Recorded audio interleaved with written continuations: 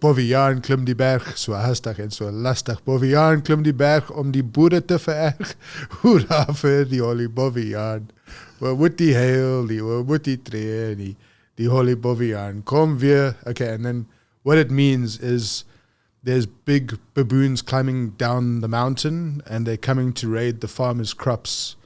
And the baboons in South Africa are known as the mischievous little buggers. And I have 3 kids, and this is why they wanted me to sing it, because they're the mischievous little buggers that come into your crops and steal all your corn, and then they take off again, and you chase them down, and you never catch them. Yeah, and they'll come back, No, that's it. They'll carry on being persistent. That's a great tune to start off the show with. Thank you, Paul. I appreciate that, man. You're welcome. Awesome. Good to finally meet. Yeah. And I know off mic we were just talking about how Gary Mares Carpentry is responsible for this. Yeah, he's a good soul, that one. Totally. He's a great guy. I like meeting, and part of the reason why I love doing this show is I just get to meet so many amazing people. Yeah. And where they come from and how they got started and their passion and stuff like that. And you've got an interesting story on how it all started too as well. But I just want to let everybody know we got Paul. How do you pronounce the last name again? Lentinello. Yeah. What's the origin of that? It's Italian or Sicilian. Yeah, that's what I heard. I'm a good mixed breed. Half South African, half Italian. At what point did the Italians show up there? Or well, my mother apparently went on a holiday to Italy, and then they bumped into each other, and then my father moved to South Africa. He has some family from South Africa, so it was a good sort of trade-off. And then, grew up in a small little town called Paradise Beach. 400 people in the town. It was That's fantastic. Tiny. On the beach, 75 kilometers of beachfront. There was 2 boys, me and my friend Jody, that grew up in the entire town. Yeah. And then you moved to Canada? Moved to Toronto 13 years ago. I met a incredible woman that traveled like nobody else's business. She didn't care who you were, what you were. She would be open-minded about it. And I thought, okay, well, move to Canada, see what it's like. And sold everything I had over there, moved here, started a family, living the Canadian dream, Don't stop working, hustle. That's what it is. We'll get into all of that. You can find Paul on IG under _keen_woodworker. And then also his email is paullentinello@gmail.com. And that's spelled LENTINELLO. And his phone number to reach him, because we're obviously going to talk about your projects, 647-983-5670. Quick shout out, Mike and Integra Bell t-shirt I'm wearing on today's show. I also want to talk about some conversations I've been having lately on DM as they've been stockpiling, because I can't keep up with them all the time, unfortunately. And at some point, someone else is going to have to take over them and start portraying me. But at Plumbing Ontario 24 sent me a video about the UK and Europe. I believe they were talking about adopting a universal battery platform for all the tool brands. And I would just say I've been talking about this for years, how they should do that.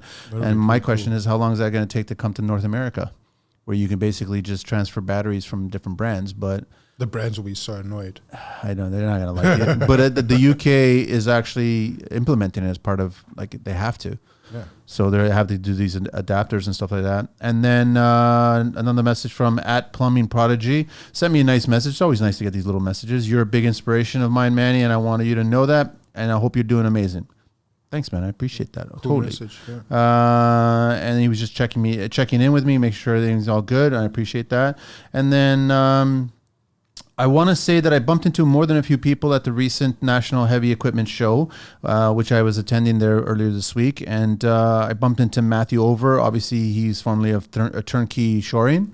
And it was nice to bump it, like you're walking by, all of a sudden you hear your name out of the blue, Manny. And I was like looking around for familiar faces. And then I bumped into Matt there and we got talking. And I was like, your badge doesn't say Turnkey. What's going on? So he sold his business a couple of years ago and we were catching up and it was good to see him and talk. And he's going to come back on the show. And then I also bumped into a gentleman named Patrick, I believe his name. And he was doing a robotic welding design inventor thing that he was doing there. And then I was walking by Manny and then I was like, okay, cool. And I got talking to him and he goes, listen, man, I love your show. I watch it all the time. I pay attention. And I know a lot of the people that have been on the show, Jim Carrick and Joel from Simple. So it was just good we had a little chat and I said, reach out to me and I'd love to get you on the show to talk about welding and robotics and what you're doing here. So it's all about trades and skills and everything. So I really appreciate that. So I just want to say hello to them. Are you looking for a sustainable and durable real wood solution to elevate your next project? Let me introduce you to the gold standard. Thermery, the world's largest and most trusted manufacturer of thermally modified wood and sauna materials. Their wood is like the superhero version of regular wood, stronger, more stable, and ready to take on whatever Mother Nature throws its way. With a wide range of thermally modified wood products from decking and cladding to sauna and statement walls, when you choose Thermery, you're not just investing in quality, you're investing in the health of our planet too. Join countless architects, designers, builders, and homeowners who have trusted Thermery to bring their vision to life. The best way to fully experience the Thermery difference is to hold the real thing in your hands, so visit their website today at www.thermeryusa.com and also find them on IG at ThermeryUSA. Looking for cutting-edge solutions for your spray foam needs? Look no further than Elastichem Specialty Chemicals. With a remarkable track record spanning over 3 decades, Elastichem stands as an industry-leading supplying contractors across Canada with top-grade closed-cell, open-cell, and specialty foam products and accessories. Experience hassle-free spraying in both summer and winter with Insulthane Extreme, Canada's groundbreaking HFO closed-cell product. Time is precious, and we know it. Optimize your efficiency and avoid downtime by choosing the best products with the best technical and customer support. Elevate your spray foam game today with Insulthane Spray Foam products by Elastichem. Give them a try today. Visit their website at www.elastichem.com or give them a call at 1-877-787-2436. Seeking top-tier windows? Look no further. Payne's Window Manufacturing is the ultimate choice for custom builders, contractors, and homeowners. Visit www.paynes.com now to experience the pinnacle of quality and customization. Get your instant custom quote today. Elevate excellence with us. Plus, enjoy nationwide shipping across Canada and the US. Do you dread the office? Are you spending your personal time on paperwork? Join the club. The good news is there's a solution that isn't hard or overwhelming. With SyncedUp's estimating and job tracking software, you can plan for it and hit your profit goals, all while cutting your estimating time by up to 90%. Do you know where your money is going? Are you sure you're even making money? SyncedUp will show you exactly where your money is going with its simple budgeting tool, revealing those cash leaks so you can take back control of your business. Do you wonder if all those payroll hours are making you money or costing you money? SyncedUp tracks your unbillable labor, helping you optimize for project efficiency and ensuring each job is profitable. At SyncedUp, they're here to help contractors thrive, not just survive. Get a budgeting consultation with a SyncedUp expert looking over your shoulder to help you optimize your company's budget for free using the link in the show notes. If you love what you see, you can use the TCL discount and get 20% off on your first 6 months. Annual plan is required. Just click on the link in the show notes to book your call with the sales team and mention the TCL podcast. Check out syncedup.com and at SyncedUp on IG to level up your business. Hey architects and builders, do you want to stand out from the competition? Fraser Wood Siding has your back. Fraser Wood Siding is a leader in pre-finished wood siding. They manufacture beautiful pre-finished wood siding using only the highest quality PEFC certified Canadian softwood. Fraser Wood Siding is available in 17 profiles and unlimited colors. Fraser Wood Siding is available in 17 profiles and unlimited colors, supplied by the global leader in paints, Sherwin-Williams. Whether your design taste is classic, contemporary, conservative, or bold, they've got you covered. They'll gladly match the color of any paint manufacturer and send a sample on an actual piece of Fraser Wood Siding in just a few days. Visit their website at www.fraserwoodsiding.com and reach out about your upcoming projects to benefit from their industry-leading lead times. Fraser Wood Siding, get inspired. And now, let's get over to you, Paul. Yeah. When did the word, and by the way, I like the truck, man. Thank you.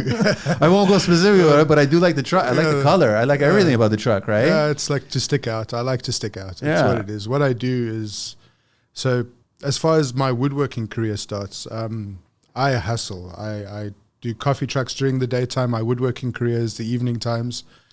My passion. Right out of the garage. Right out of the garage. Yeah. I started this during COVID. I bought a chop saw, and I had a second-hand table that I picked up, and I started my little business at my side hustle with $100. I wanted to show my kids what you could do if you put your heart to it and your mind to it, and you sort of build a connection with what you're doing. Yeah. And my middle son, because him and I are like peas in a pot. We have the same issues we deal with, and we clash a lot, but there's so much love and there's so much affection and there's so much teaching each other, which is cool. And And him specifically, I wanted to show, he has reading dyslexia and all that sort of stuff. And I wanted to show him, like, you don't need to be under that sort of pressure. And that's also when the internet, and they had to do school online and all of that. And it freaked him out. That was difficult. It was tough. Like, yeah. Again, I'm going to talk about connection later on, but there's that whole connection with kids that they had lost. And how old is he? He is now 9 years old. And how old are the other two? The other two, I've got an 11-year-old daughter. Her name's Kaya. And then I've got the last one. His name's Odin, and he's mischievous as all heck. And he's 5 years old. And it's like Eli is the one in the middle. He's my little apple in the eye. They're all fantastic. But he's the little guy that, I see a spark in there, and it's great. Like Odin too, like all our kids are fantastic. Like I'm not picking one over the other, but there's just that little, I like that conflict and that little, there's that spark that I have with Eli, which is creative challenges. Yeah. And are they always hanging out by the garage when Dad's? Not always. It's more like a forceful, I will pay you to do something. Okay. Yeah. It's more like there needs to be some sort of outcome. There needs to be some sort of reason why I have him in the shop. And Odin's still too young to hang out in the shop and all that sort of stuff. And Kaya's interested in it until she has to sand a thing. Then it's like done deal. Like, this is your baby, you deal with it, Dad, type thing. She's a 11 turning 12-year-old preteen girl. It's, You got your hands full. Oh, yeah. Full-time working, and then woodworking, and then family. Yeah, my wife is awesome. She's the backbone to this all. Yeah. Like, it's just, she gives me the time. It's not gives me the time. It is pretty much gives me the time that I need. She takes on everything else. Like, she's a full-time working lady. She's a full-time mom. She's a full-time wife. And she allows me to do what I need to do, which is, you don't find that often. Eh? No. Lucky, right? Yeah, touch wood, eh? Yeah, that's exactly it. What was the moment, Paul, that you were, because I know you said that you started the woodworking during the COVID years. COVID. But what was it like? You were sitting, or like, did something happen? So, like, I'm a worker. I enjoy working. So during the daytime, I do the coffee trucks, right? And then everything shut down. It was I get up at 4:30 every single morning. I go to work, and then COVID hits. And you're sitting there, and what are you going to do? You're like, it's going crazy. And I watched a YouTube clip of some guy building this cool epoxy table. Okay. And charcuterie boards. The whole sort of thing that you go down, that whole thing that gets you bitten into it. And I'm like, you know what? I'm doing nothing now. And let's see. I've sort of, it's a long story. So moving to Canada, I come from a background where I was very in touch and very sort of connected to life. And like I was telling you before, like it's just moving here, the first thing you see is everybody's on their headphones, everybody's like living a life, but living their life and not seeing what's happening. Yeah, we were just talking about that. Yeah, I know. And what I found by doing the woodworking is that I found my connection again. And that's like, I can be creative. I can go into my workshop. Like, yes, it has its stresses when things go wrong and things don't go out the way you plan them. But my secret I've come up is I don't do too much planning. You just let it go where it's going to go? I let it do. I do more of the artistic side of the woodworking sort of theme. Like, I'm looking at your wall you've got over there. Like, it's very cool. Yeah. And it's like everything looks like with woodworking, it's very forgiving. There's ways that you can get around doing things. And it's more about how to achieve, like, in your mind, you've made a mess up. But now how do I fix that mess up? And how do I still make it look like it was never a mess up?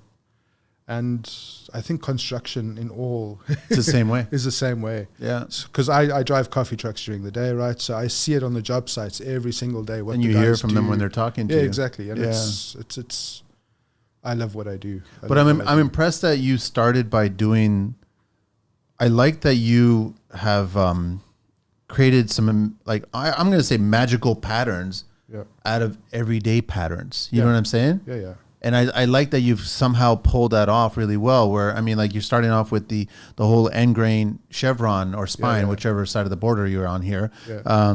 Like that as a pattern as a whole is just so pleasing to the eye. Yeah. But when you just take it as an individual, it's like there's not really nothing There's not here. much to it. Yeah. Yeah, but as a whole, it's amazing. It's beautiful, right? Yeah. And then you're creating pieces of it, and then it's like the legs that you're designing for certain tables and things like that, and you're trying to figure out. And now I get an understanding of it, where it's like you just kind of go with it. It's not you sit down and you've actually this is how it's going to be. No, you just go with it. It's whatever I'm feeling on the day too. Like you'll see, I'll start a project and I'll start doing something, and by the end of the day, I think it's a piece of shit. And I'll like scrap it and start again. But then, if I did not go down that path of finding out that it's a piece of shit, I would never have known. Because on paper, the idea is cool, and in your head, it's cool. But when you're working with different woods and different species, and it's the hard knocks, you know, you need to learn which wood does what and how it reacts to certain temperatures and blah. You can make it very cool, but in 3 months, it'll crack up like a... and you don't want that to happen. So it's a whole experience, and... also following the grains, like you sit there, I spend hours. I spend stupid, like the recent table I'm busy on, I got 900 hours into it already. And it's just, you see things and then you try and enhance that part of the thing. So it's like, I'm not a mass production person. No. I'm a one-man show. And custom one-offs. yeah, that's it. And it's, it shows like everything I do, like even from a charcuterie board to a table, from $100 piece, I put the same effort into. And it's because I enjoy it. It's because it's the place where I can get lost and just be.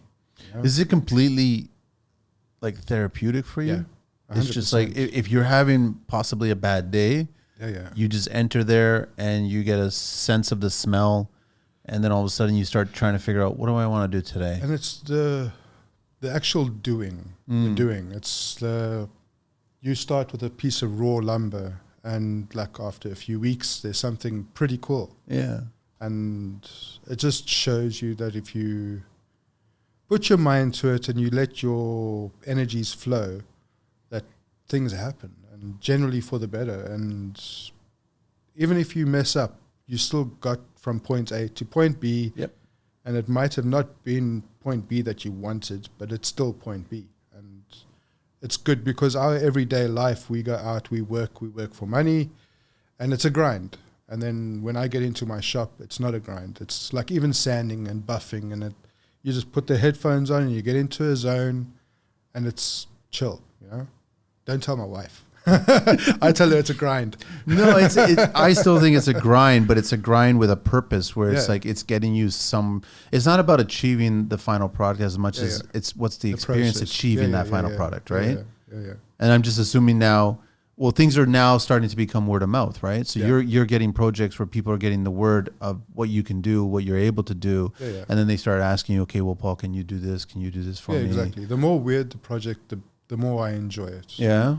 It's the more, like with angles and all that, I'm not great at. But when it comes to more of the, like, I'm looking for something with some sort of bone structure in it or something to that effect. Like I have a few very cool things coming up, which I can't mention yet. No, don't mention it because you'll eventually see them online. But yeah, it's just, I like to do, like even if you have a look at the last table I'm doing now, I've done it in sort of collaboration's the word to use, with a graffiti artist. And there was a whole stepping stone to get to this build.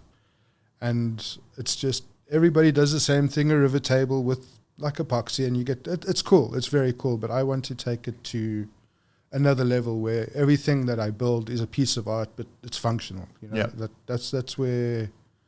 That's the purpose. Like, it's a purpose. It's very unique. There's not many people out there that really appreciate what goes into it or understands the value behind it. But there are a certain group of people that do, and that's the group that I like. You know. Was it a challenge for you, Paul, to like getting in and going, where do I even begin? Or was there resources out there? I know that most guys will go YouTube and they'll come across that, but there's a lot of missing holes, I guess, so to speak, in YouTube. But that's where you find your niche, is the missing holes, is what you go out there and you see what you like and how you think it's going to affect your life and how you can express yourself. And that's more the sort of niche that I'm going for. And I don't know how to explain myself properly. So what my experience is I go into the shop. I say I find a client. You come to me, you say, I want to build this. Like I'm looking at your table here. This is beautiful. Like it's really cool. Rob, Concept 13. Yeah. Concept 13. Like he does very good work. But for me to come up here and do the cornering that he's done, and he's done a perfect job here. Like for me and my space, I could never build something like this. Yeah. I'm more, I don't know how, I would suggest that you just put some hinges on it and fold it. Yeah, exactly. That's it. Build it in 2 parts, right? That's but I'm more the sort of artistic sort of flair, and that's what I dig. It's just, I don't know, if you go and you look at some of the stuff, like I would spend hours, I built a light fixture. And I saw that. It was beautiful. It's it's different. Yeah, it's amazing. Like the idea was that building in Mississauga that does the twist. Yep. And then carved it out, but you spend stupid hours doing things. What like was that. it? You were using walnut. You were using was it pine? No. There's black walnut. There's spalted maple. Yeah. There is purple heart and paddock. And like I heard on one of your broadcasts, or your podcasts, that somebody said there wasn't much colors to use. I think it was a tile guy. That the reason why he does colors and tiling, because the wood there's only 2 colors. And I'm trying to remember exactly which one. Yeah, I know. He was a younger guy. He was talking about backsplashes. And, yes. Yeah. And I'm like, well, you must go to some of my cutting boards and see what you can actually achieve with different species. Yeah. And there's a whole variety of color. Yeah, it's chaos. I've walked through some of those facilities, and you're seeing these species of wood, and you're like, I didn't even know. No. Right? That's the cool thing. You go to a place like Exotic Woods in Burlington. Yeah. And your mind is blown by what textures, and I love the feel of woods. And like if you come into my shop, I don't have a lot going on, but you'll see what's there, and the first thing anybody that comes in there and has a look, they want to touch. Of course. It's what it is. That's the purpose of wood. And the reality is you can touch. Like if you go to a museum and you see the Mona Lisa, you're not allowed to touch it. You want to. Well, these days there's some protesters that are touching, spraying it, doing whatever they can to ridiculous. It. It's not the real one anyway. Yeah. But I think as far as like your table, you're looking at this, it means something to you. Bring the mic closer to you. Sorry. No, you don't have to come closer. Okay. You can bring the mic to you. Yeah, there you go. So you look at this table, this means something to you. It's made for you, and that is unique. You're not going to IKEA to do that. Yeah. And that's what I appreciate. I can see that coming off of your page, and I'd love to pass by your garage and just take a look at it, because I miss those kinds of. But I miss those because I used to be that way too, to the point where it's like, okay, I'm either going to dive into this world and start doing this, or I'm not going to, like, this is just going to be chaos, right? And I don't have, the schedule doesn't commit to it, but maybe when I get a little bit older, I might be able to do that. And then you'll have all those pieces of offcuts that you had saved up, and then you're like, let me do something with it. And I can only imagine you've got dozens and dozens of offcuts. I've had to build a shed in the back of the house because it's like I paid for that, and I can use that little piece. Oh yeah, I'm not getting rid of that. I'm not burning it. I'm not throwing it out. I'm not cutting it down. No, I'm going to use it one day. It's an awful thing. But that's woodworking though, right? Did you make all the same mistakes, the classic mistakes that most people getting into woodworking make, where it's like a lot of experimenting, a lot of failures? There had to have been a lot of failures, right? That's you need to learn. How do you handle it? The biggest failures are machinery. That's on what to buy, what you think you will need for a long term, and what the reality of that is. It's nice to have everything Festool. Like, it's great. I love the idea. Well, you don't need it. You don't need all of it. But it does make life easier. But you're going to use that tool once, because something else is going to come up and it's going to get covered in dust. It's going to get buried under something. You're going to forget that you have it.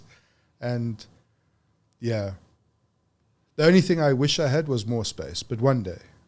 Well, one day it's going to eventually happen, exactly. right? Yeah. But so you don't need, like I have always said, that the skill set and the passion and the interest to create something is far more valuable than the arsenal of tools that you have. Yeah. You can always make something work. Doesn't matter if it's a really old tool and it's not perfect. Yeah. All the new tools are great, dust free. Yeah, it's great.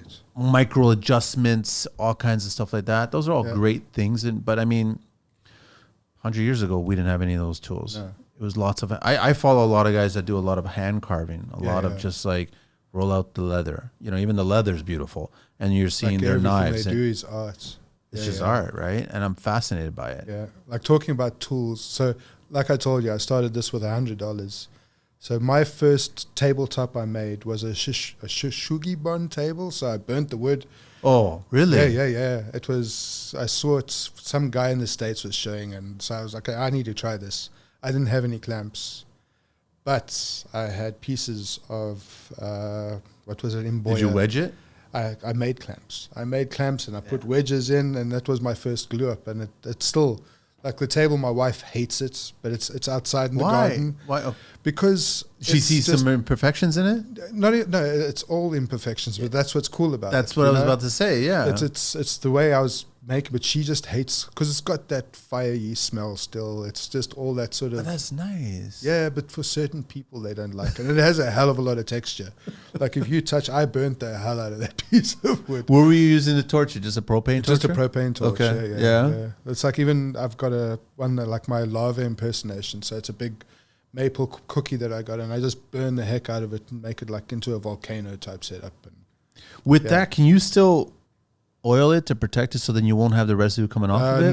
No? So with the shou bone, I burnt it to a heavy stage, but then you go over with the lap wheel, and then you get rid of all the ash. Okay. Where with the lava table, I encased the whole thing in epoxy. So yeah, it just looks that way. And it's going to stay that way, right? Yeah. How is it? I've never done the epoxy. I've always watched. It has its stresses. Yeah, that's what I've heard. It has its stresses. Yeah. It's a very cool thing because no matter what you do, it's always going to be encased. There's a lot of guys out there that refuse to work with it. It's costly.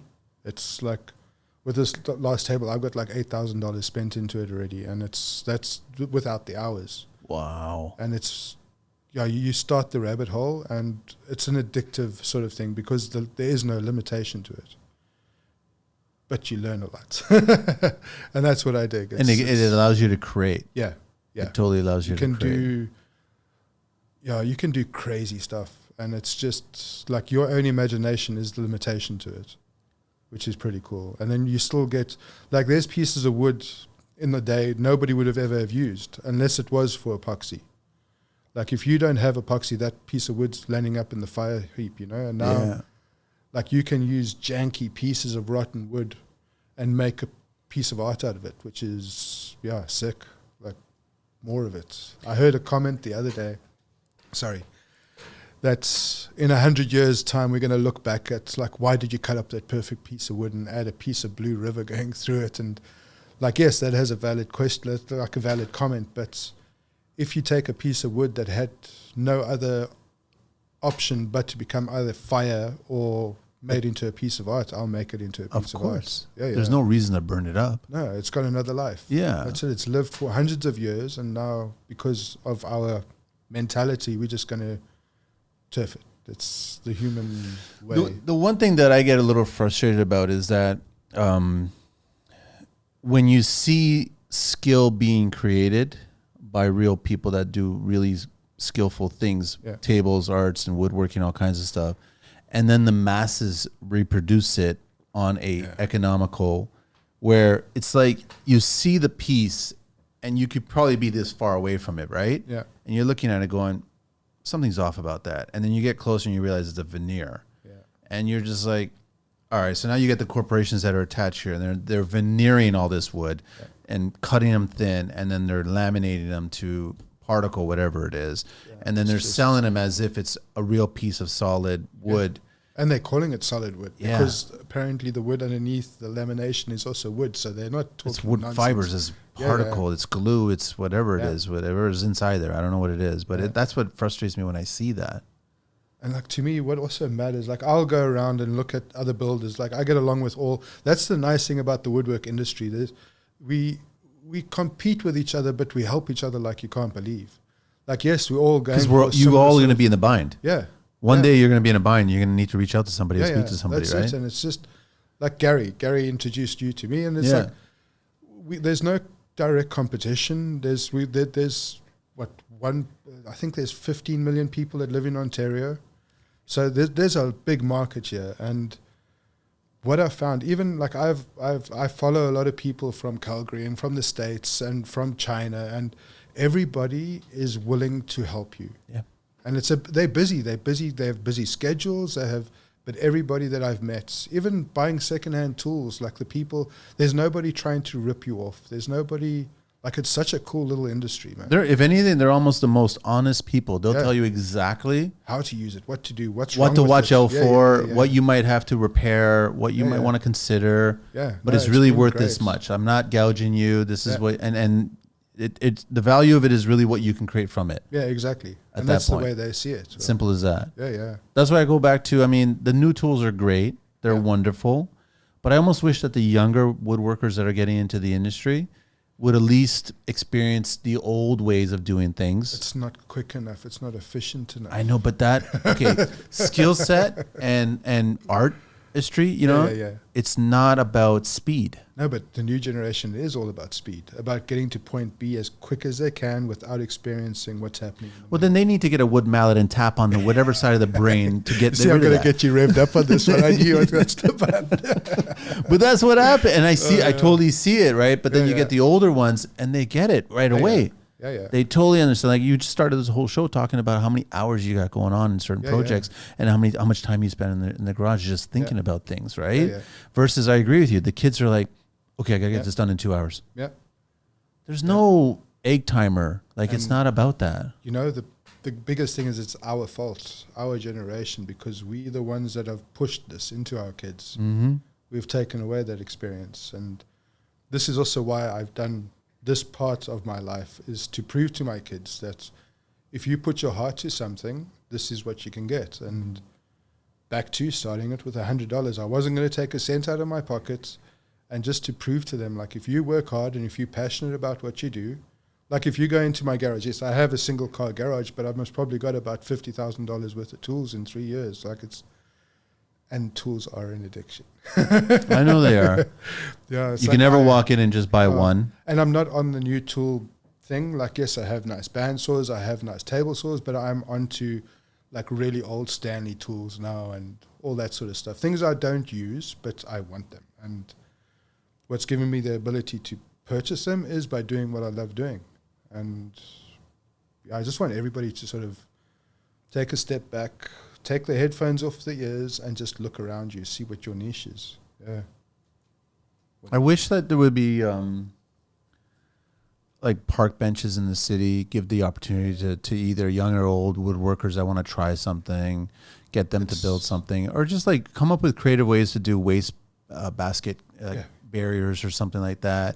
Just to add a little bit of, like, not too long ago in Toronto, I used to remember we had all the planners, the concrete planners, and each neighborhood, someone would customly paint it a certain way that was a reflection of that neighborhood. That's cool. And it was very, very cool because if you were a part of that neighborhood, you understood what those designs were all about. And it was like a little touch, a little fingerprint. Yeah. And I don't see much of that now in Toronto. It's also like street art. Everybody looks at street art like it's bad tags, and it's not. No, it's not. I love going down the alleys and going there, right, and Yeah. taking a look at it. There's a lot of artistry attached to it. There's a place in Amsterdam. I would love to have, like, if I won the lottery next Friday, it's $70 million, so let me win it. They've got a warehouse, like it's a beautiful old warehouse that this artist has taken over, and he has people, graffiti artists from all around the world, and they have big, beautiful murals up, and it's like a whole getaway. You know, you go there with your family for the day, and you check out this building, and they also do, like, if you have big mobile homes and stuff, like, they'll go and tag the whole side of your mobile home, and like, it's experience, and it's who the people are, not who you want the people to be. Yeah. We miss that in the cities. Yeah. It's almost like we're not allowed to do it. Yeah. We need to go to work, do what needs to be done. Listen, I'm not a fan of anti-skateboard little knobs on benches. I'm not a fan of it. No, for sure. I don't mind skateboarders trying it out and testing it and getting their skills up. Like, I miss all that stuff. It doesn't bother me. They want you to get onto Xbox, and it's the easier way. Like, I encourage more creativity. Yeah. It doesn't matter what form it is or what level it is, whether it's in woodworking or construction or whatever your industry is, or if it's a passion of yours, I encourage it totally at any age. I'm at the same sort of wavelength. Yeah. I think that's important, and I think we're missing it. Like education is super important. It's a different type of education. Yeah, exactly. That's the way. Like I studied law for 2.5 years and thought to heck with that. And I climbed on a yacht and sailed around the world instead. And it's the same with my kids. Like I look at them and the pressures in school are pretty intense. So is that right?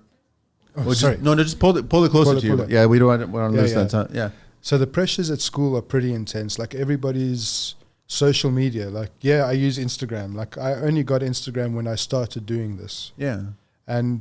But you were doing it for the networking. Yeah, with the networking involved. And I also met a guy called Fernando from Manpower Demolition. And he's sort of like, listen, this is the route you need to take. And that guy, like he puts out good energy all the time. And I wish that sort of energy would be in the schooling system as far as teaching kids.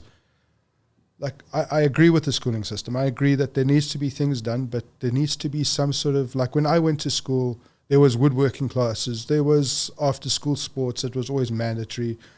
Like it seems like kids go to school while you work now, and then you have to pick them up at 3:00, and like they're not learning. Well, there's nothing. In my opinion, there's no creative outlet. Yeah, there is nothing. Like even music class, a half an hour a week, it just makes no sense. Music class is still there, though, right? Yeah, it's still there. But woodworking is pretty much gone. No, gone. It's like even like art classes, they do it once in a blue moon, and like it just everything's computer. Not everybody's designed to be in a cubicle. Not everybody's designed to be in an office environment. Yeah. There are lots of creative, artistic people out there that just need a spring. You know what I mean? They need an outlet, yeah.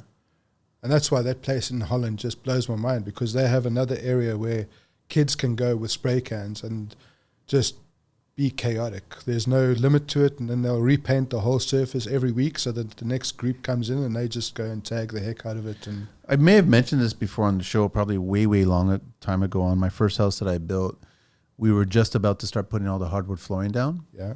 But I had a graffiti artist come in and tag my business name on the subfloor before we covered it up with the hardwood. Yeah. They never told the clients. They never saw that I did it or whatever, right? I did a post about it. They never questioned me about it because it could have looked like it was Photoshop. But for me to look at it and look at that floor right in the foyer, right in the front, underneath there's like a 12-foot tag of a graffiti style name of my company at the time. And I was like, yeah. Because I wanted it there, and I gave this kid who I was introduced to, an artist. And it's your piece. It's your first house. It's your piece. Like it's like, what's the big deal? Like we're spray painting on job sites all the time. Yeah, exactly. Why can't we creatively spray paint? You know what I mean? Yeah. And it's always that gem. It's always going to be.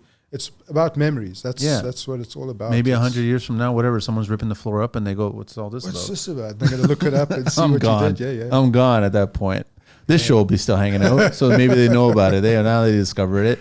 But yeah, no, I'm in agreement with you. Like that makes a lot of sense to me. Yeah. And I think woodworking is almost a natural progression for a lot of people. Yeah, because you can express yourself pretty boldly. And so what if nobody else likes it? You're the one that matters at the end. And like I am fortunate I don't do it for a living. I do it as an extension. Not yet. So, not yet. Yeah. But my coffee trucking is what's... Yeah. Yeah. So I am at the point where I can express myself and express what I do. And that's why I build the things I do, is because either you like what I do or you don't. And that's like, I'm not put on a block and a deadline and all that sort of stuff.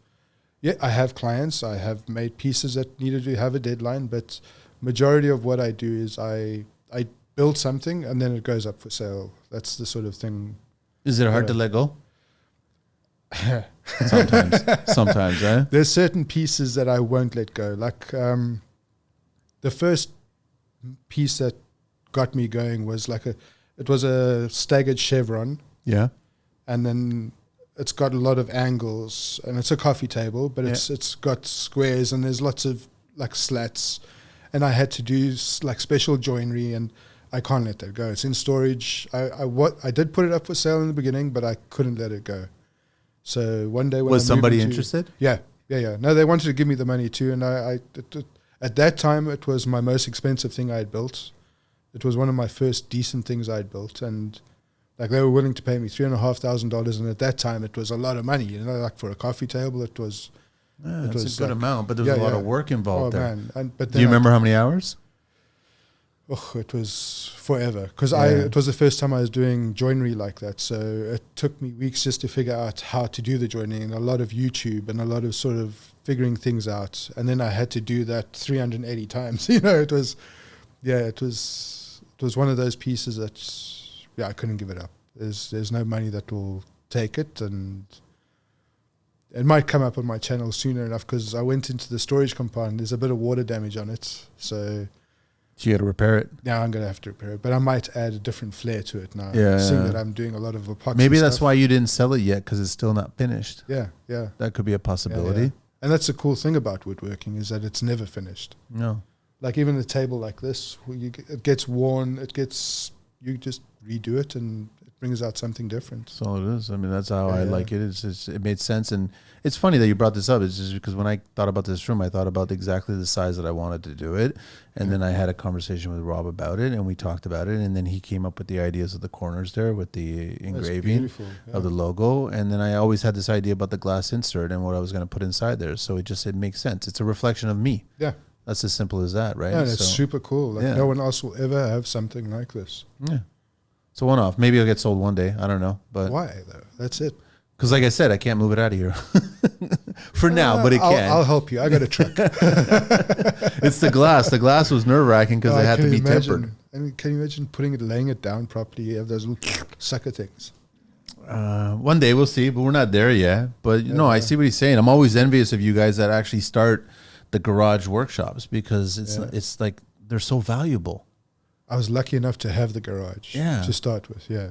So that's the main thing. And then it was just, again, having a wife that sort of understood that you needed outlets. And is she slipping you little notes about ideas that? No, I'm just really like with her. We have a great relationship. We chat a lot. We wear our emotions on our shoulders, and if we feel shit, we feel shit. Everybody can see it.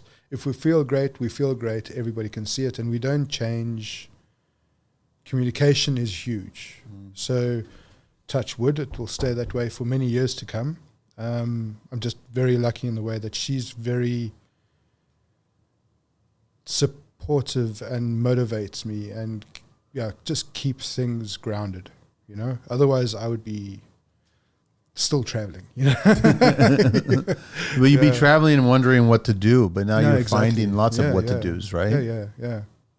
It's a different part of my life because before I moved to Canada, I traveled. That was what I did, and I used to do crazy stuff, man. I like overlanding through Africa and doing crazy adventures, and Indonesia for many years, and all kinds of crazy stuff. And then there was always that looking for the connection.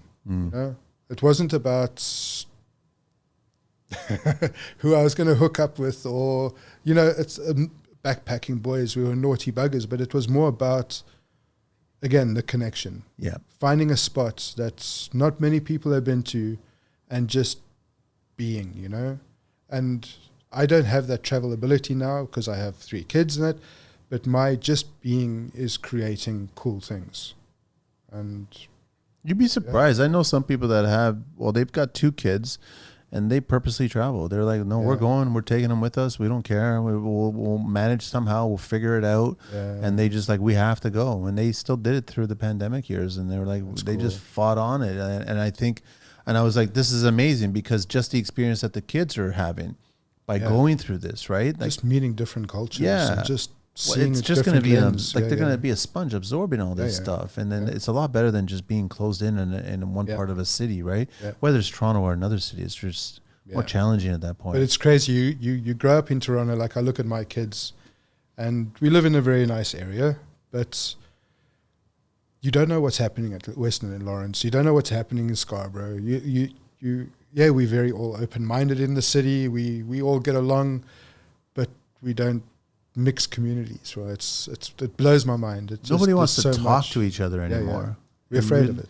Yeah, it's we're almost afraid of what they might think, or if they might think we're saying racist things, or you have to be so careful. And that's what I love about the construction industries. We we've sort of lost that filter. We can tell you to go We're fuck not like yourself, that. or you Yeah, we're can not tell you, like give that. you a big hug without feeling you're going to get a sexual assault. Or You know, the one thing that, Paul, that I noticed recently, it drives me crazy, and I just do it as a test sometimes, is that I'll see a park bench, someone is sitting there, I'll sit on the other end of the park bench, that person will leave.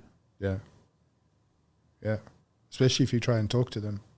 Or if you look in their direction and they're kind of sensing you want to just say hello, how are you? Yeah, like yeah. it's not that you're hitting on anybody. No, we You're must just take these things out. I can say hello to you like this. It's so much easier.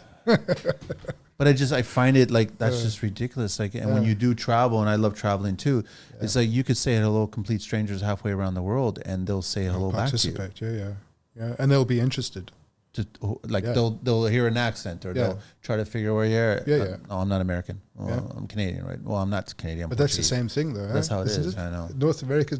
I say I'm Portuguese. That's what I say, right? It's funny when before I moved here, I thought it's all one thing. You know, they all speak the same. One eats maple syrup, the other one doesn't. Well, we do make good maple syrup when you get it from an actual, sugar shack, right? A proper one, not one that's processed to death or whatever. Yeah, we go to a spot up in Woodbridge. I forget the sanctuary's name, but they every year they have that sugar shack going, and such a nice smell. Cool. Yeah. The problem is that if it's all run by men, there's alcohol there all the time. Not a problem. That's not a problem. I know it's not a problem, but I'm just you don't even taste it. That's the problem. This tastes really good. It's like the first time I went ice fishing. I'm like, oh, this is crazy. Walking on a lake, but then you get into the shack and you see why they're doing it. Is firstly, they're all running away from their families, and they can go there and they can get hammered and catch fish and talk nonsense. It was like it's like alcohol and IV or something like that. You're just sitting there, it's keeping you warm. Totally exactly. fine. And occasionally you get a little bell, and the fish is going to bite. It's bizarre. It is weird, man. Who lives in a country where lakes freeze? Who lives in a country where lakes freeze up? It's Canada. I know. I don't do it. Like, I don't understand it. I've gone fishing a couple of times. I'm not a fan of it. I've been once and it was enough for me. I'm like, this is not like I did my share of throwing up, right? Because the swells were 20 feet, and I get it. But I'll go to the shop and I'll choose the fish. And what's your background? Portuguese. I know. You don't go fishing. When I'm there, your ancestors are coming after you. I have no problem. No, I know, but I have no problem being on the wooden boats there. And then just traveling through the ocean to get to the other island. I have no problem with that. It was getting here on the West Coast and doing a whole fishing trip thing. And then just them telling us we had 20-foot swells today, and I was like, well, what the fuck is that? I don't understand what that is. And then you get out there and they're like, don't look at the horizon. And I was like, what do you mean? And what do? You look at the horizon and you just fixated on this. And I'm like, oh God, I'm not feeling well. Oh yeah. Right. But everybody goes through it. It takes a little while. So I grew up in a small village, and it was predominantly a fishing village. So growing up, you have to go through the surf to get out, and the swells get awful. It gets, oh man, it's terrible. But you get used to it, and it builds character, and you don't get much of that around. There isn't a lot of going through what I call the bumps and bruises in life anymore. Yeah, that's it. Everyone's almost very protected. Bubble wrapped, right? Yeah. But I mean, like, did you not? I don't know if you have, but I've jumped off garages. Oh yeah. You know what I mean? You're at the top of the garage. You're like, that looks like about 5 feet or so. And like, you have no sense of what measurement is about at that age. And you just jump and you're like, why am I still in the air? I should have already touched ground by now. But the funny thing is you didn't break much bones. Bumps and bruises. Do you think I'd let my kids do that now? No. Bubble wrap. That's exactly what you said. Well, the thing is, and I don't have children, but I would do it. And if they did have a bump and a bruise, I would just take a joke that I heard when I was a kid, where it's like, listen, you're Superman. Don't worry about it. Yeah. You'll heal. No problem. And what else? Superman will never tell mommy. Okay. So don't tell mommy. I like that one. So Superman doesn't tell mommy, right? It's like the same thing. Me and my son, Eli, we started mountain biking. And he last year had an awful wipeout, like bad. He fell down the hill. Did he go over there? Oh no! So we going down Don Valley next to the train tracks. Yeah. And there was a big washout. Yeah. And it must have been maybe 3 stories down. And it was the first time I let him lead, because normally he's behind me on his bicycle, and he's leading. And I say, "Carry on riding," because I saw it was coming up. Don't look, carry on riding. And Stru's Bob, he looks and he sees the washout. And he freaks out, he puts on his brakes, but then he's in the washout and he's got no place to put his feet. So he falls and he's going down this hill, but he's got all the gear on. And I see this, so I dive off my bike after him. The poor kid, he comes down the hill and lands on a tree trunk. His bicycle lands on top of him, and then I land on top of the bicycle. But yeah, it was that whole, like, there was tears initially, but we stood up and look what you just did. Look up there, look at what we just came through. And you got a couple of scrapes and screws, but can you imagine what you can tell your friends at school, what you did on Saturday? Like, my dad landed on top of me coming down the hill, and it changed the whole sort of, instead of running home and crying about it, it changed the gearing. Yeah. Like, that was an adventure. And yeah, it's Just don't tell mommy. Yeah, don't tell mommy. That's the biggest thing. Oh, yeah. No, like I do miss that. I don't hear, when I speak to the people that I do know that have kids, I don't hear about these bumps and bruises happening on their kids anymore. No, you're not allowed to. Serious will be at your house. How old were you when you had your first car accident? Oh, I was 13. I was, I think it was the first year of driving here, so it would have been 16, right? Yeah, I stole my dad's car out of his driveway. And I borrowed it. You can use the word stole, I'll borrow it. Yeah. And I drove off a lagoon bridge. So I lived in a place. What were you driving? It was an old 1960s Beetle. Okay. And I was going to go visit a buddy, and my dad taught us to drive from a young age because we grew up in the middle of nowhere. And I took it out, and there was a deer on the causeway, and I swerved out, but I was driving miles too fast, and I didn't know what I was doing, and I swerved off on the causeway, and I landed in the lake next to the causeway, and And back then, they were allowed to beat us. No, I know. I know that. I never stole another vehicle from my father again. That's the worst part is that you already have bruises that hurt, and now you're going to get beats, and then they just get and compounded. And the worst part is walking home and telling him we need to go trying to fish figure out the this. story. Oh, yeah. Like, firstly, what are you doing in the car? Like, You're figuring out the beginning, the middle, the end of the story with the yeah. least amount of pain associated with that story. But you know it's going to be painful. Oh, it's still going to be bad. It doesn't matter. It's still going to be bad. There's no return. Yeah. And the worst part was like seeing the disappointment on the face, like, oh, I can't believe you did that. It's like, yeah, life. It's good. I enjoy it. I enjoy the journey. Yeah. Is there any, what other challenges are you looking at with woodworking? Has anybody pushed you? My biggest challenge is getting noticed. That's the biggest. Finding the right clients. Putting it like that. It's like, I have a decent enough following on Instagram, and the more thing is actually getting eyes on the stuff I make. Like, I was speaking to some people this week about maybe taking it to, there's a few things I have that I wouldn't mind taking to the Lux show, so that might happen. Oh, the show next week. Yeah, I'm going to be there as well, yeah. Yeah. I got invited there. Maybe, we'll see it, because my advertising, I work daytime, I work nighttime, so my advertising on what I do is not great. Yeah. But other than that, there's nothing. What about Facebook groups? Because I'm hearing a lot of people get some success out of Facebook groups. Facebook, I even had to give her the phone to share. No, that's normal. Share I'm useless at all these things. Yeah. Like, I'm a hands-on doing kind of person. Technology scares me.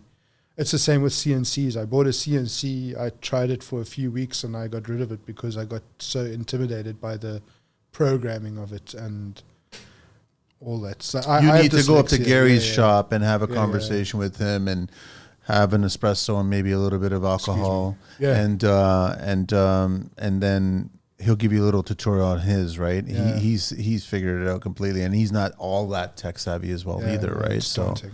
No, I know I'm in the same boat too. It just gets frustrated, right? Yeah. But it's the time, and it's like, what would you rather be spending your time on? Learning a machine or doing something that doesn't frustrate you?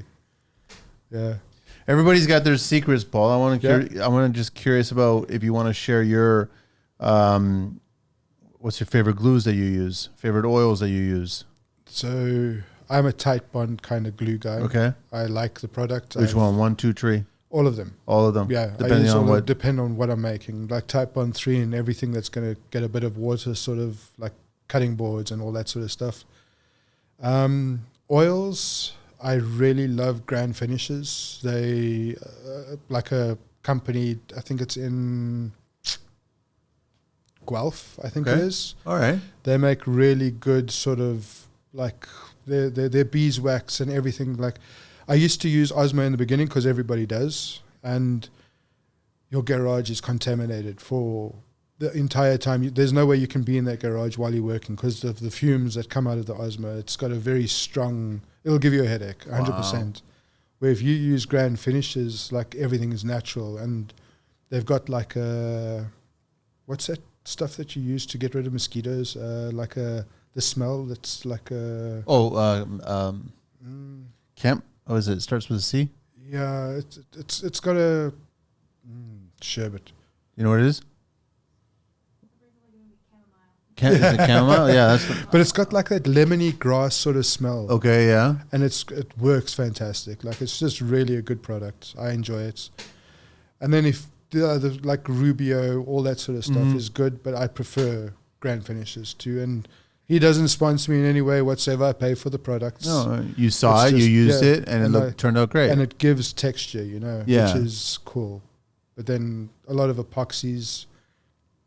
I've just started to use a new brand of epoxy. The other brand, I had an issue with it with my last build, and they sort of pushed the blame onto me, which I was like, okay, you're done.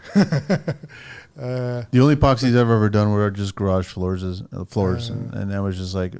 that's becoming a huge thing. It's a massive thing now, but I was doing it years ago, and I was like, this is not for me. I'm not going to do this as a business. I did a couple of them, and that was it. That was the extent of it. I've seen a guy in London, I forget his company's name, but the guy does so many cool patterns, and so everything he does is so unique. Like, it's just him again. I get a lot of inspiration from what he does, and he's a young guy. I think he's 26 years old, somewhere around there, but it's just he's got this ability to just create, which is cool. And that's like goes into a garage, and it's just a normal garage, and he just goes in there and makes it something super cool and unique, and it doesn't cost an arm and a leg. And it's a shame though. Sometimes you get woodworkers that are very low key. They don't want to play the social game. They just appreciate doing the work.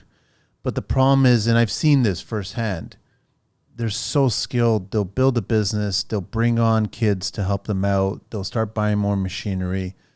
They'll try to create this empire. Yeah. And then all of a sudden, just the economy falls out. And all of a sudden, people don't want that custom. Like I mentioned, they'll want the knockoff, which is far cheaper, and it from afar looks just as good. Yeah. And you'll get corporations wanting to buy that product from the knockoff for their front entryway or some hotel or something like that. Yeah. And then the business goes under, and then they go, and they're almost as quickly as they got in, they get out. And it's like, it's another artist that we lost. That's how I look at it. And it's such a shame to hear that. So whenever I do meet someone that's doing this, I encourage them to kind of push and try to get out there. But I understand that it's a lot of work to do that. Even on my end, it's a lot of work to do all this. Yeah, yeah. But it's just, it's even harder to see them have the opportunity to be in there because they've got such skill. They understand wood. They understand the machinery. They understand what they need to create. And they're coming up with some really amazing ideas, like absolutely amazing ideas that in a few years will get knocked off, 100%. Which is a shame. And then it just gets mass produced, and then they can't compete with that. Yeah. And I'm of the mindset is like you, the wood. Like, it's just, I would never do this as a veneer. I would have to be a solid piece of ash. That's how it worked out. Exactly. Yeah. Because I have a respect for that wood, right? It's like even the wall that you have in the background there. It's not a knockoff. It's beautiful, and that will be around forever. It's there. Well, it's glued to the. You're ripping off all the drywall after that if you want to change that. It looks sick. Like it's a statement piece. And yes, it doesn't go like wood does not go with every house there is, or like there's a majority of people that prefer concrete. I love concrete. I love steel. I love both. I love all a combination materials. of all of it, man. Yeah. It's just like if you looked at, I built a house on the beach in South Africa. It was my house, and like everything that went in there, I knew nothing about bricklaying. I knew we built very different over there. Like we do double brick walls with a cavity. It's nothing. We don't. But I used everything, and like you can see where I started and where it ended, and how the process sort of got better going. But it was cool to sort of figure out, and that's still time and knocking your head to figure out what reacts to what and how it happens, and you need to take those parts in. It's the same with creating woods and stuff like that. You need to sort of figure out on time. It doesn't just happen. Time is the thing. And like you were saying now with getting lost under the radar, is that you need to constantly be recreating yourself, and constantly, especially like with social media, because that's the only tool that I really use as far as marketing, is that you need to be consistent and post and be real. That's like the only... That's the number one thing I would say, is just be yourself. Don't be afraid of trying to be somebody else, right? Like in the beginning, you're always trying to please and trying to... But be real.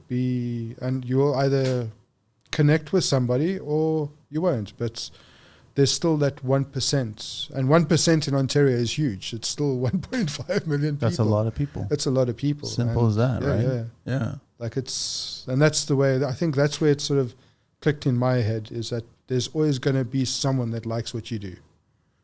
It doesn't need to be everybody, and it's good that it's not everybody. We're older. Because it's not those people that you want. We don't need that validation from everybody, exactly. right? If you get one person just saying, listen, keep it up, simple as that, right? Like what you're doing. I'm sure that you're getting approached now by some younger and asking you questions, right? Yeah, no, and it's like I put out stuff on my social media all the time about positivity, and like you put these things out there not knowing, like, and then you get messages of people saying like, you're such an inspiration. And these are days when you're feeling down. And like I look at what I produce and I don't feel like it's got such a big impact. But then you get a random text message from a 20-year-old that's saying, it does. Listen, this is fantastic. And that gives you so much motivation to sort of continue grinding, and like it's not going unseen, you know? And that one person out of thousands of comments is the one that sticks out and makes you feel good. That's the part of the reason why I do this. There's been days where I've done this show and you're just grinding and I'm like, I'm tired, and I just like, and then all of a sudden you'll get somebody just sending you a message going, I appreciate you doing the show. And it was like, then that would just drive you even more, right? I started the show just thinking if one person can hear it, like listen to the show. Yeah, look at it. And I'm fine. And now look at it, which is really fascinating. Cameras everywhere, like, and you. But everybody's curious about like who's going to come on the show next and all this other stuff. And I've got like a lot of very interesting. That's why I'm always interested in anybody reaching out to me, going, listen, I think you should get so and so on the show. And I like building that network of people. They all appreciate it, right? So I do like that a lot. Like I told you before I came here, I was super nervous. And you look at my body language now, I'm chilled, you know? That's generally what happens, Paul. Everyone's always very nervous at the very beginning, and then they kind of just chill out. And sometimes, most of the time, they're telling me, it's got something to do with you, man. You kind of just put everybody at ease, and you're just like, we're just shooting the shit, talking. That's all we're doing. It just becomes a part of the day. Huh? I do want to ask you, because I noticed on your post, what's it called? It's called biltong? Biltong, yeah. What's that all about? I've never had that. I want to try it. I'll make you a batch. Oh, I would love that. I would totally love that. We take topside steak, like a nice big piece of meat, and we cut it up. And you need to do it. So when you cut a steak, you always cut it like opposite the grain. This is cutting with the grain. Yes. And you put it in a whole bunch of like vinegars and apple ciders, and then you lace it with as many different sort of spices as you want. And that cures the meat. And then you hang it up to dry. So I built like a special box.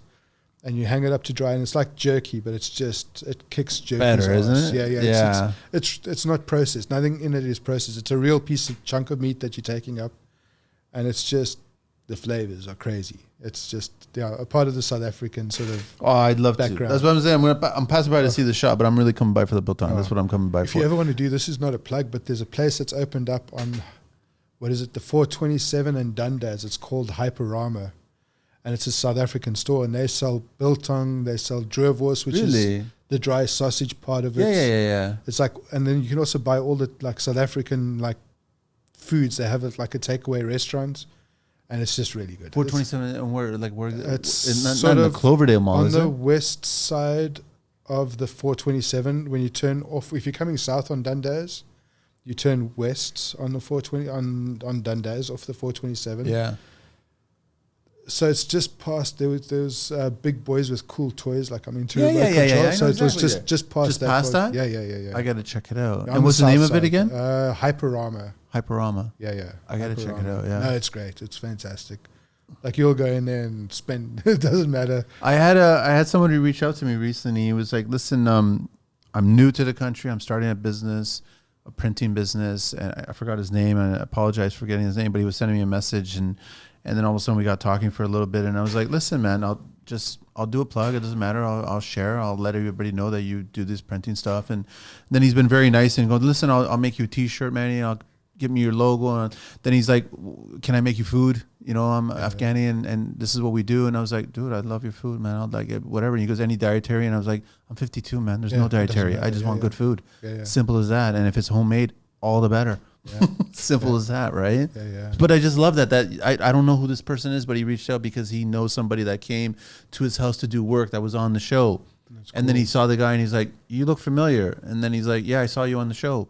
And then he goes, "You should reach out. I want to talk to Manny." I was going to reach out. He's approachable. And I'm like, who said I wasn't? I don't understand why. It's like some people are a little nervous about approaching me because they're thinking that you can't get a hold of me. I'm like, no, everybody can get a hold of me. But that's because of what we go through in Toronto. Everybody's unapproachable. It's the whole thing. We've forgotten how to approach people. Just say hello, man. Simple as that, right? Yeah, I know. Absolutely.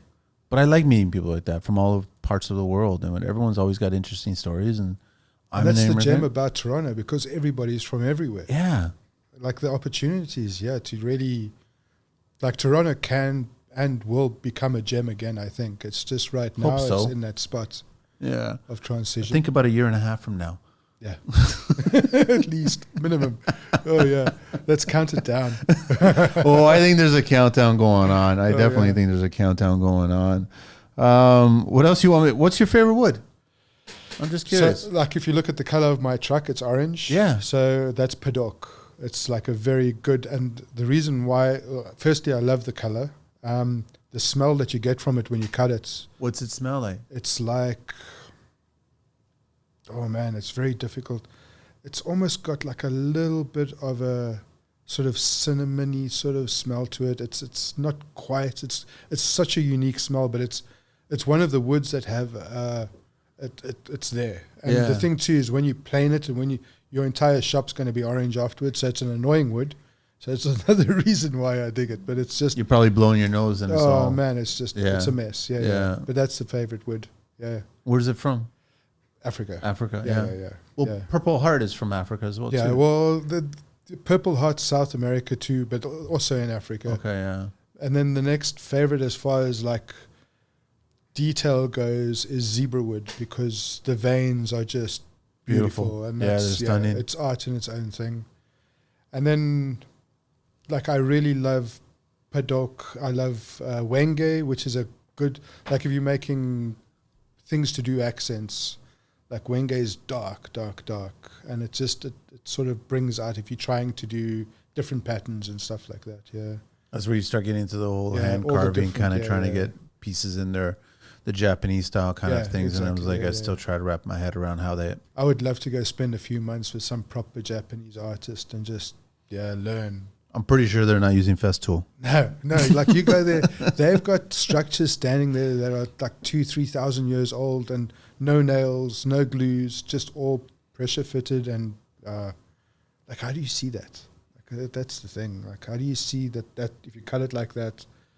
That's a whole other world. We've had Stereonomist on the show talking about it as well too, and just that whole shaping, carving.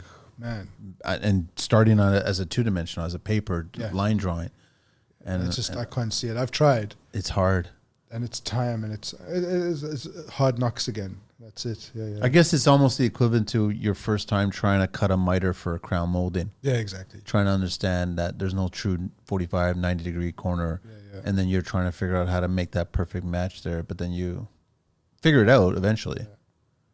But that the 45s, that's only true in Canada. If you go to South Africa, we have 45-degree angles. You guys are you coping there? No, you're probably coping more. We do everything's concrete and brick. That's what it is. Everything's concrete and brick and floated and the roofs are clay. No. Yeah, we have terracotta tiles. Yeah. So it's just like I did a a wall, like a very beautiful piece for a lady in Oakville, like down the road. And she has a penthouse in a nice building, and I went to put this wall piece on, and it was 2 inches out from the bottom to the top that the wall was leaning like this, and I couldn't believe it. It was like, what is going on? How off was it off plumb? It was 2 inches. 2 inches, that much? 2 inches from the top, from the bottom, from the wall, or from the floor to the top of the ceiling. Wow. And the wall piece that I made was like, it was going to be a 45-degree fit. And it was the first time I've ever installed something into a home. So I had to quickly figure out how I was going to hide. But then again, it's about being creative, eh? Yeah. Yeah.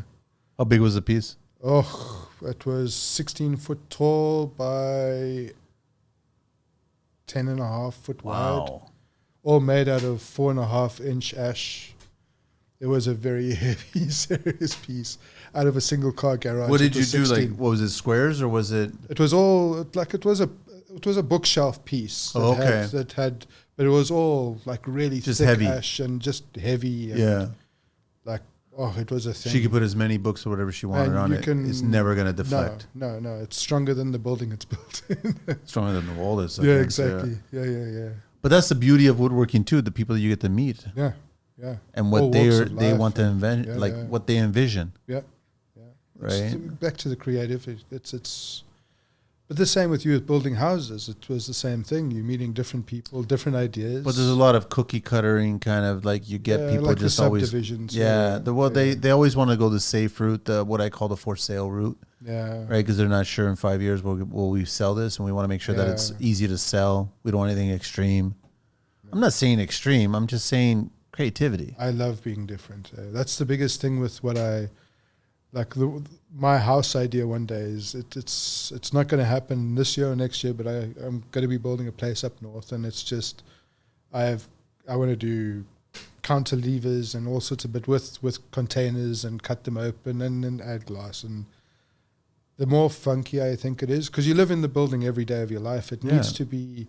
Like if you go to my house now, it was built 80 years ago. It's exactly the same, and it just like I get the process of it, but it's that whole structuring you to go to work from 9 to 5, come back home. That's what those houses are for, instead of living life. And what I found here is that life starts living us. We trade our time for money, and that's it's sad. It's what it is.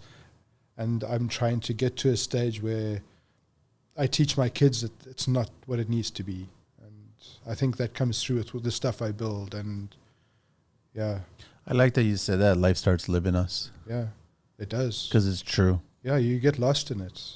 You get lost. And that's where my shop took me out of that. Like, took me out of that headspace of you need to provide. I'm a man, and I'm not saying women don't provide. There are a lot of women that do provide, but as a man growing up in South Africa, we are taught that you're a provider and that's the end of it, and you have to do what you have to do. And being an immigrant coming here, the exchange rate was awful. So it was just, so I had to come here with minimal amount of funds and build my legacy, and it's getting there. It's getting there. Yeah, exactly. It's still getting there, which is good. Compared to when I first got here, compared to what I have now, it's like, there are things, but there are things that we need to survive. And I wish everything didn't have to come down to money, and I wish I could give everything that I made away for free, but that's not the world we live in. Well, maybe one day, but at that point, until then. Yeah, it's still... You ever think about, Paul, that what if you never started woodworking? How things would have been? Well, depression was big. Yeah. Depression was huge. Yeah. And you'd never admit it. You never do. And like depression gets to us. Like all of a sudden you think, oh, shame, he's depressed. But you never think of yourself as being depressed. But then you take a look in the mirror and there is depression. It's a big thing. And it's everything you're seeing in other people, you're seeing in yourself. And again, as men, we're not allowed to admit it. It's. I agree with you. Yeah. I know, totally. It's just, if I never got into this, I would be working a good job, making fair money, but there's never, like with coffee trucking, it is what it is. You go to work from this time to that time and you make your money, you hustle like hell, you can do money. Yeah. But that's it. Where with doing the woodwork shop and using my hands is the sky's the limit. I am my only limitation to it. And that's where I see my business as far as woodworking goes in a few years. I still don't know, but I'm excited to go into my shop every day, you know? And I've been doing it for, 3 years, which is not a long time, but I still, like if I'm not with my family, I'm either working or I'm in my shop.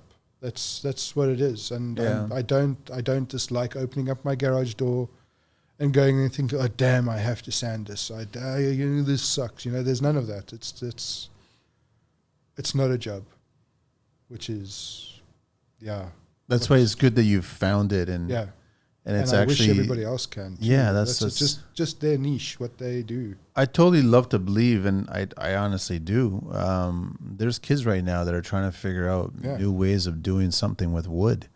I think a lot of what has happened in the last 10 years and how this manufacturing has taken over a lot of this stuff, I think there's kids that are kind of going back to the old school days, and they're doing stuff with wood. I mean, and I contributed to, I still once a week go to Rotate This on Ossington to buy one vinyl record. That's cool. And they're a busy shop. Yeah. And so vinyl is still a big thing here. Yeah, and I love vinyl. I love vinyl. Yeah. I absolutely love vinyl, right? And I don't care about the cracks, the pops. I don't care about that. That's part of that's the vinyl. So I can't help but think that there's a kid right now, teens, 20s or something, that is looking at a piece of wood and thinking about building something that is redefining what other people have already built with it. Yeah.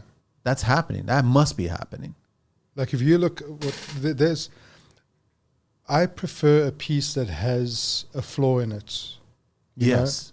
That has something to tell. Imperfection is what gives it the character. Yeah, exactly. And like even my wife, we were talking the other day because she does a lot of mental. She worked for KMH for a long time. Yeah, you were mentioning we spent a lot of time in Uganda, and I would love to go there as an outreach and teach people how to work with epoxy, how to do things like that the rest of the world will see it and just appreciate.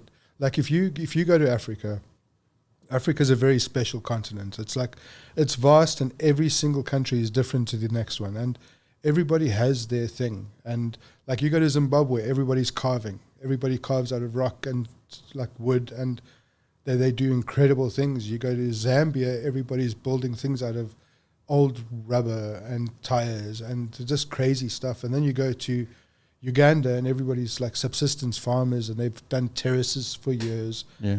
But like countries like that have had such a hardcore history and such an aggressive history. And people there, like we get so spoiled over here. You know, we wake up, we don't lock the doors to our house. Well, now we're going to have to start again. But like when I got here, I watched CP24 and people were celebrating kids' birthdays on news broadcasts. Like it's just, the world here was so good when I first got here. You know, it was like everybody's chilled, and then you go to places like this. But keeping that in note is my kids only got to learn their neighbors and learn who they were during COVID. Because they saw them every day. Yeah.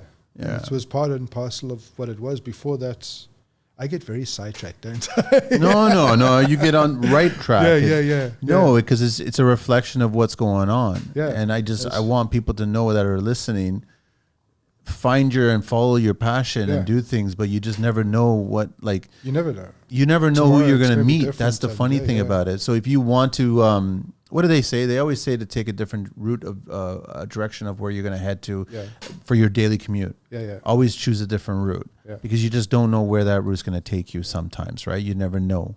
Yeah, because you get caught up in your routine.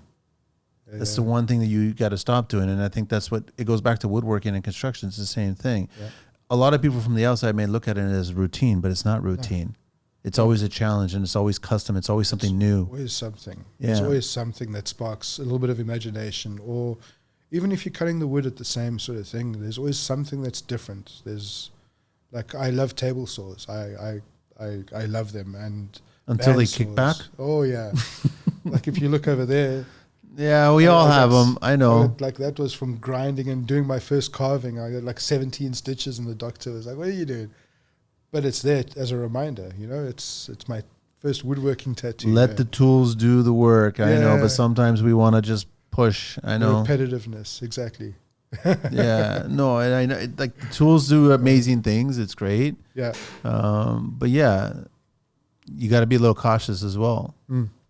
No, for sure. And especially like my thing as far as kids are concerned and about doing trades, and like, yes, there's lots of lawyers in the world and yes, they make money, but everybody takes the blue collar person as the blue collar. But you look on job sites, people that don't have addictions or things, because there's a lot of people that have addictions on the job sites. Yeah. But people that have got their stuff together, actually their life, the way they live is better than, like, I look at, for example, like people that I know that work Bay Streets.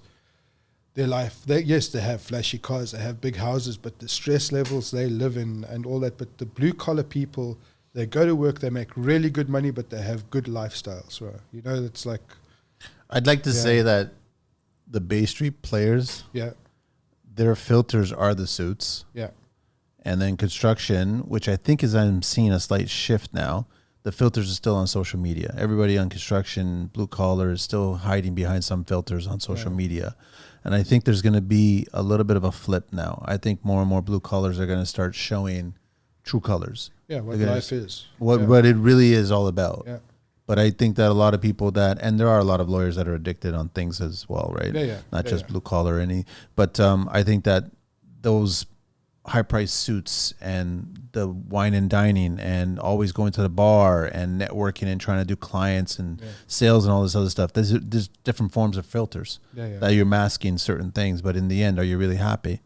We don't know. Yeah, we don't know. We don't know. But I definitely would like to think that a lot of blue collar that are not attached to vices that have seen the value of their skill set are happy. The value, they're providing for their family. They're providing. And they're doing a brilliant job. Yeah. And they're building a legacy. And they, like, you as a Bay Street guy, your legacy is timed, because there's going to be some new guy that comes in that can do your job a little better than you, and then the heads to be will just get rid of you. Whereas as far as blue collar is, or what I've seen, so I've worked the coffee trucks, and I see a lot of people. I get to see all the crews. I don't just see one crew doing one thing. You see everybody. I see everybody, and you can see that there's passion, there's creativity. Even though they need to slam up these homes and get it done, they are still so proud of what they are doing and how they've accomplished it. And every day they are also, like, there's things that happen on job sites that are crazy, but they are overcoming these issues, and generally by themselves without going to the powers to be. And I think deep down you see that there's content in their look, right? Yeah. Like they and it doesn't matter if it's like the dead of winter. Yeah. And they're all layered up. Yeah. They're still out there. They still have that. Yeah. They still have that fulfillment look on their face where they're achieving, okay, this floor we took care of, next floor. And they're genuine. Yeah. There's no, oh, you're such a nice guy, and then behind your back is like, that's such a prick. No, tradespeople will just tell you you're a prick. Yeah, exactly. And then we'll go, let's go get a beer. Yeah. Simple as that, right? No, it's cool. And I see the same thing in the woodwork industry. It's of course. It's the same thing. Even better, I haven't yet to meet a woodworker who's a dick. You know what I mean? Who just doesn't want to share the secrets or something like that. There's one or two of them I've bumped into. I'm sure you guys probably know, but I haven't seen them yet, right? There's one or two of them that I've bumped into that will hold it to the grave, but persistence pays off. Like the one or two that I found initially that weren't very forgiving is just persistent, being that annoying schmuck that comes to your door every day and just, no, I need help with this, and if you carry it, the biggest thing is asking. Like that's the biggest thing. If you don't know something, ask and figure it out. And everybody, including that person you're asking, at one point, ask another so they can learn. Yeah. You were not born with all the lessons, man. Yeah, that's it. Simple as that. Yeah. And you can't die with all the lessons either. You should be sharing them as you're getting on the way out. But that's not what we taught anymore. We taught to sort of keep things down, close it in, keep it in your little network. I always did that from day one of construction. I do that with this show. The whole point of this and the whole point of my days on construction sites was I have this knowledge. I have this. Yeah. Take it. run with it and use it, improve it. And it's empowering. It makes things so much easier. Like, Yeah. even like if you go on my social, I don't know a hell of a lot, but the stuff I do know, I share with every day. Like I post every single day about what I'm doing, and it's my social media is not about all the pretty glossy. What I show every mistake that happens. Yeah. I like it's rather learn while I'm learning. That's the way it's supposed to be, and I think that's what we can do as humans, as far as like being compassionate for one another, as to just share and be. Being is the biggest thing. I like to think that with woodworkers, like your projects are paintings and you guys are artists. Yeah, yeah. That's how I look at it. And I think a lot of people that approach you to do a piece is no different than commissioning an artist to do something. Exactly. And they want to know more about the artist and where you come from, because then that piece will be in their home. They will have some function, and there's a connection and there's a story behind this whole piece. Yeah. And they will share that story, and that will continue on from there. Yeah, that's exactly the way it goes. Yeah. That's good foresight. I mean, there's value in that. Yeah, and yeah. That's I honestly believe people buy into the person, not necessarily with the skill that you're providing for them, but they first buy into the person. So just because the reality is, you can go to IKEA and buy anything that functions well. You know, we've all done that, and it falls apart in a few years. Yeah, but it still works its purpose. It or you does. can come to somebody like me, and or like any other guy that has a gift in its own. And someone should start like an IKEA for woodworkers. They have like genuine wood pieces out there, right? Can you imagine just pumping them out? Poor guys, you'd have to start a sweatshop in Canada. No, there's only one left. What about the as is section? No, there's no as is section. It's just this is what it is, and those zeros behind there, that's what it is. They're going to be doing now, which is pretty cool. Like IKEA with the as is section, they have said, like my wife went there the other day, so there's no more taxes on the as is. Because their thing says the person that brought that back already paid tax. So there is, like, what you see at IKEA as the as-is section. That's the price? Section, that's the price, end of story. So you're saving a little bit of money. Yeah. But I like it's the way of, like, showing the middle finger, you know? IKEA's like... But then again, then you flip it the other side, and currently right now in Canada, if you make $100, you actually only make 40. Yeah, no, it's ridiculous. It's ridiculous. It's... Like even putting gas in the other day. Like it's just brutal. Oh man, it's brutal.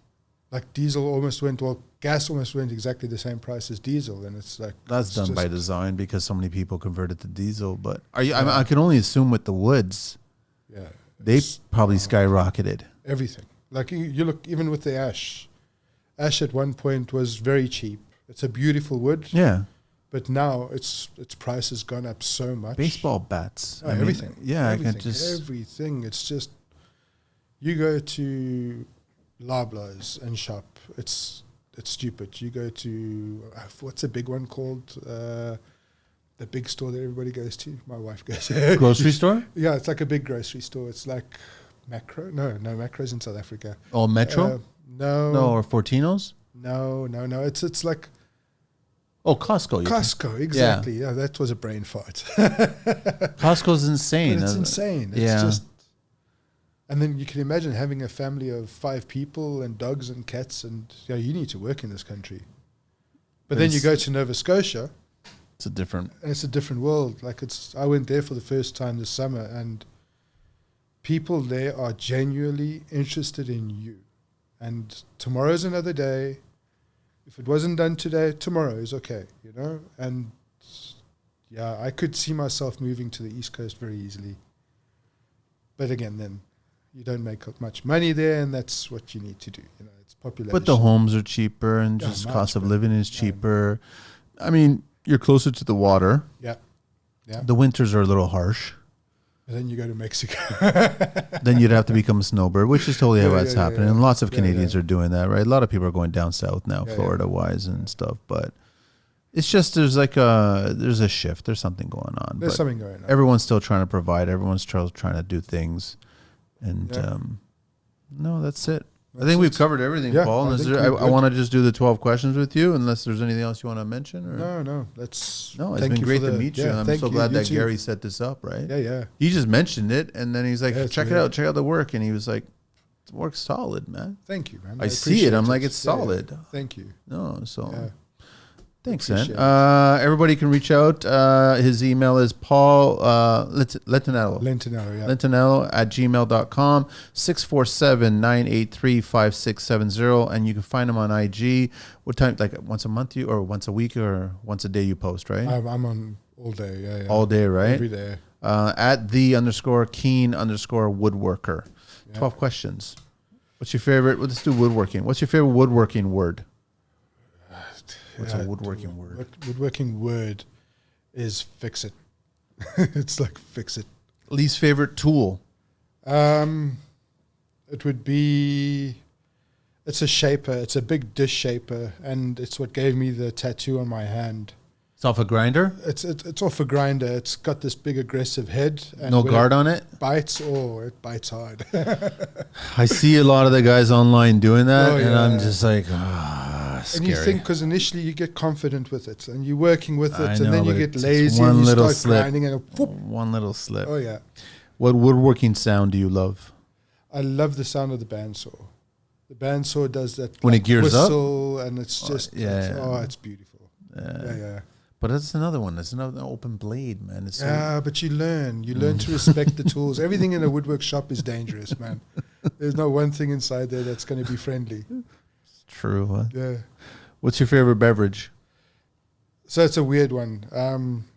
It's in Uganda. I was traveling for a while, and I came to this lodge at it's called Buani Lake, and they had on their menu, like they said, milkshake, and like they don't have much power there, so I was like so stoked I'm going to get a milkshake. So I told the guy there, "Oh, can I have a double thick milkshake?" And he looked at me with a worried look on his face. He's like, "Okay, no problem." He brings me back this glass, and it's dark, and he was so excited. So I had a sip, and it was pure cocoa powder with a little bit of milk inside it. And yeah, that was my favorite drink. It was basically what, like brownie batter or something? It was just cocoa powder, no sweetener. No Wow. It was, yeah. And it's good? It was good. It was good for the situation. Yeah. What turned you on and off about woodworking? Deadlines turn me off. The deadline, and what turns me on is the creativity. Yeah. Favorite curse word? You don't have to curse if the kids are going to listen. But it's fine. Fuck. It expresses. It's always the go-to. Yeah. Favorite vehicle in the any mode of transportation?